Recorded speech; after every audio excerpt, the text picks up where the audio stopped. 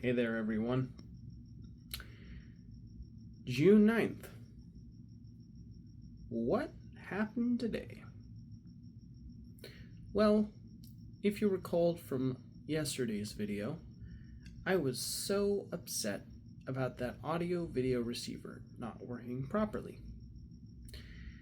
One of the tips given to fix it was to remove power from it and then leave it alone for over half an hour, so that way it could basically reset. So I did just that, and things seem to be working okay, but now the speaker, or the AV receiver that the speakers are attached to, was only outputting stereo sound, which is a problem when you purchase two backfiring speakers for surround sound. So I thought that maybe I needed to do something drastic. So I pulled the AV receiver out from its container, unplugged all the back wires, including two wires that were part of a really short cord that I honestly should have made much longer.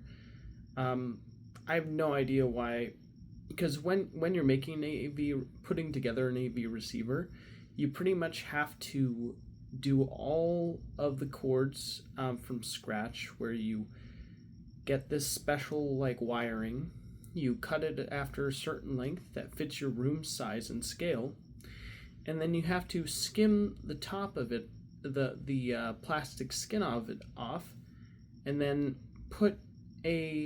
you either tighten that into the receiver, or you put what's called a banana plug over it, and then you pop that into the receiver. I did the banana plug option because having to tighten each individual cord into the back of the receiver and speaker sounded like a real pain in the butt. And when I did it, I had no idea that the AV receiver would be giving me so many issues. And for whatever reason, one of the speakers I just didn't measure long enough. And so that one was stuck in the back. So if I wanted to re-plug it in again, I would always have to press the AV receiver right up against the wall in its little container it's put in, and I'd have to squeeze my hand in the back to get those hooks in there. In order to see what I was doing, I had to use my phone to not only light the back of it, but use the camera on my phone to see what was going on back there. So that was very frustrating. But, I took it out, I unplugged everything from it, and then I unscrewed the top to see if there was anything I could do. And that thing is super complex. Holy cow. There are so many different nails and things in there that made my head spin. And I needed to be at work today at 3, and this was going on from between 12:30 to 2:30, and it's a really involved process. And when I see all those connectors, and I'm like, should I just assemble it somehow and then pull it all apart and then see what's going on? I don't have the time or the patience for that right now. So I just put the top back. I dusted a little bit inside, and then I put the top back, and I tried my best to re-plug everything in. Although there was a really helpful video I watched online that stated that for the particular AV receiver I have, which is a Pioneer Elite model, they allow you to download an app that turns your phone into a remote control for the AV receiver. So I decided to do that, and it was pretty nice to mess with the receiver without needing the remote, because ever since my cat peed on the receiver, for whatever reason, I don't know why, but the device doesn't connect with the remote anymore. But for whatever reason, it can connect perfectly fine with my phone remote. Probably because it's using Bluetooth, and maybe like Bluetooth wasn't affected by my cat's pee. So that might have been something that could have, helped out earlier. But there's one other problem. When I was connecting the speakers back in, I didn't properly label them. And so when I played the audio back, sound was coming out of the wrong speakers. So I had to disassemble and put it back together.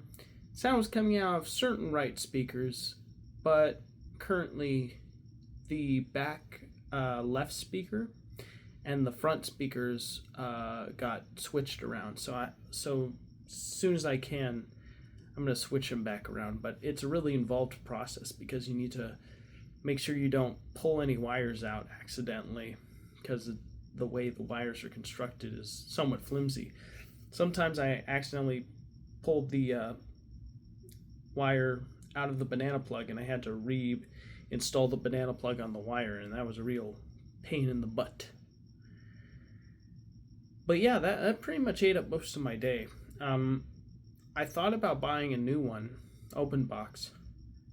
I found one that was nearby for like around $450, but I literally dropped like a good chunk of cash on helping pay for the washer-dryer combo we just installed in our house the other week or two, and dropping another fat stack of cash on another piece of technology was not really something I wanted to do. Like, I'm trying to be frugal here, I'm trying to save, I'm trying to see what I can do before that becomes my absolute last option. So yeah, so far it would appear that the device is seemingly doing okay now.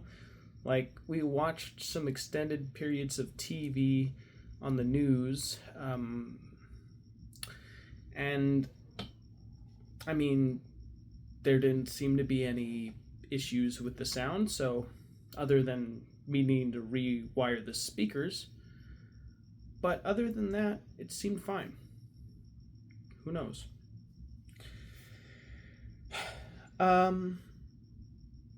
So yeah. Oh yeah, and the bass doesn't seem to be responding right now, which is a little concerning because, again, paid good money for that thing and I want it to work. So that's another thing on the to-do list. Speaking of work was short today. It was between 3 p.m. to 7 p.m. It was a half shift today. Not unlike tomorrow, where it's going to be a full shift, and that's going to be more involved. I think I might prefer having just full shifts all around. I mean, on one hand, having half shifts kind of interesting because it's half of a regular workday, but on the other hand, I mean, if I'm given the choice, I'd rather just do a full day. Because when I'm doing like stuff like putting together a AV receiver, in the back of my mind, I know, okay, I need to be at work, so I don't have enough time to really work and dedicate energy on this. So yeah, but I mean, yeah, there you go. I guess you gotta make the time, right? Yeah. Oh, and earlier today, I started off by watching a new Digital Foundry Direct video where they talk about the Summer Games Fest, and they basically went over the different games and what's going on there. But if I'm being perfectly honest, I felt like I should have been working on my more personal projects while watching it. Like, I really only watch those videos now mostly because it's just a force of habit. It's something that I just do because I've kind of trained myself to do it like every Monday because that's when they release a new podcast. But as I'm getting older, I'm beginning to realize maybe I should just do my own stuff now. Like this was kind of fun and interesting before, but now I feel like time is becoming of the essence, and if I don't do something with my own skills, I'm going to be left behind. So yeah. And speaking of doing stuff for your own skills, no progress was once again made on Brain Jam. Sorry. Project Brain Jam seems to be more like Abandoned Jam. That's not good. I think the problem with the reason why is because I kind of build it up as this big thing in my head throughout the day, and like I make this something like, ooh, that's intimidating. I want to do right by it. But then I end up not doing it. So doing it and even doing it wrong is better than not doing it at all. So, and I think I also like in my head, I want to do like a Pomodoro technique where it's like 2.5 hours with 5-minute breaks interspersed every 25 minutes. And I don't think that's a good approach now that I'm thinking about it. I liked this guy there's this guy on YouTube who was talking about the Pomodoro technique, and he was basically saying that one of the things he realized was that our brains don't really work like that. We're not just like immediately like motivated when we see a timer and we go and we're like, yeah. No. Instead, we do a little bit, and if we like it, we might continue further. And if we don't, then we'll put a stop. We'll give our brain a rest. We'll give it time to think about what it was really absorbing and doing. And then when the 5 minutes are up, then we try it again for another 5 minutes. But if we feel an inclination to continue a little more, then we'll push that inclination further.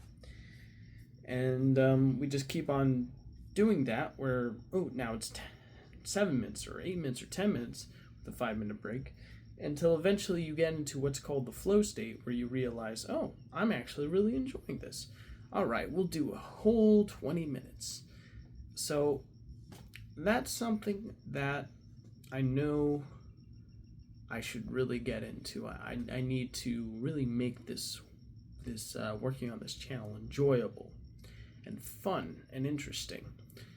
Otherwise, it's gonna speak in the content that, like, if he wasn't interested in making it, that's not going to be very interesting to watch.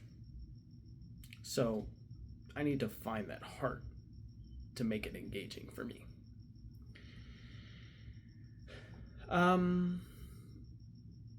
Yeah. During work, my left wrist was starting to hurt a bit when I was pushing carts outside. Probably not a really good thing. I should probably get that checked out, or at the very least be more soft on my left wrist or something. But it's just from constant repetitive action of lifting heavy bags and pushing a whole bunch of carts around. And I don't know, maybe my body's trying to tell me to move on to something else, so that I don't give myself everlasting damage to my body. Or maybe just do more stretches, be more flexible, do things that'll prolong my youthful state of being instead of sitting on my butt all day, So yeah. Tonight I brought home some sodas, some root beers, 0 sugar, and I brought some RC Cola. Now, why did I bring RC Cola? Well, it was part of the $5 buy 3 or more. You get each soda 12-pack for $5, which I thought was a really good deal. But on the other hand, I wanted to try something different other than root beer, because we've had it all the time. But for whatever reason, I didn't realize that RC Cola has corn syrup in it. And I didn't realize this until after opening up a can and drinking the whole thing, and realizing that my teeth kind of felt more gritty, and I felt a little more it's hard to describe, just kind of lethargic and sticky. And then when I noticed that, oh, this has sugar in it. Oh no. And now I bought it and I already opened it. What am I going to do? I think I'm going to bring the sodas over to work and just put them in the break room fridge and say anyone can have them, because I'm trying to stay away from sugary drinks, and that RC Cola is kind of going against my best interests. I had some mac and cheese for dinner, also some nachos as a snack when I got home. Well, we were watching the news after I finished putting the back cords and the AV receiver together, before realizing that I switched the front back left and the front wires, which I'll fix. But afterwards, after we watched the news, we split. I went to my room. I was watching YMS and his pals talk about the Oscars while the Oscars were playing with Conan. And I was eating. I got a little hungry, so I made some mac and cheese. The store brand mac and cheese I got from the store because it was cheaper than the Kraft one. It was okay. It was a little, something about it tasted a little off. I don't know how to describe it else other than strange and not as cheesy, I guess. Not as potent in flavor. Well, after that whole experience, I brushed my teeth. I took my vitamins. Oh, flip that word around. Took my vitamins, then brushed my teeth. And yeah, now I'm going to bed. It's 12:26 right now, and I am sleepy. So I will be seeing you tomorrow. Take care.